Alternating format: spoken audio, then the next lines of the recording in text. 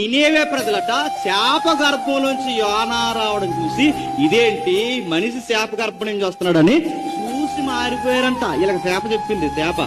నినేవే ప్రజలు మనకి చెప్తున్నాడు, శాప గర్భం నుంచి యోనా రావడం చూసి మారారని బైబిల్లో ఉందా? యోనా వెళ్ళి దేవుడి మాట వాక్యం చెప్తే మారారని ఉందా? ఎప్పుడు మానవుడు దేన్ని బట్టి మాట్లాడు చెప్పిన అద్భుతాలు బట్టి కాదు. ఒకవేళ అద్భుతాలు బట్టి మారామనుకున్న వాళ్ళు ఎక్కువ కాలం నిలబడరు. అద్భుతాలకు అలవాటు పడినోళ్ళతో చాలా ప్రమాదం. ఎందుకంటే ఇశ్రాయేలీలట 40 సంవత్సరాల అద్భుతాలు అనుభవించి 40 సంవత్సరాల ప్రపంచంలో ఎవడో చూడలేని అద్భుతాలు ఇశ్రాయేల్ ప్రజలు అనుభవిస్తే 40 ఏళ్ల తర్వాత ఇశ్రాయేల్ ఏమని చెప్పిన అరణ్యంలో రాలిపోయింది. అరే, ప్రపంచంలో ఎవరు చూడలేని అద్భుతాలు చూసిన వాళ్ళకి ఇంకా విశ్వాసం పెరిగిపోవాలి.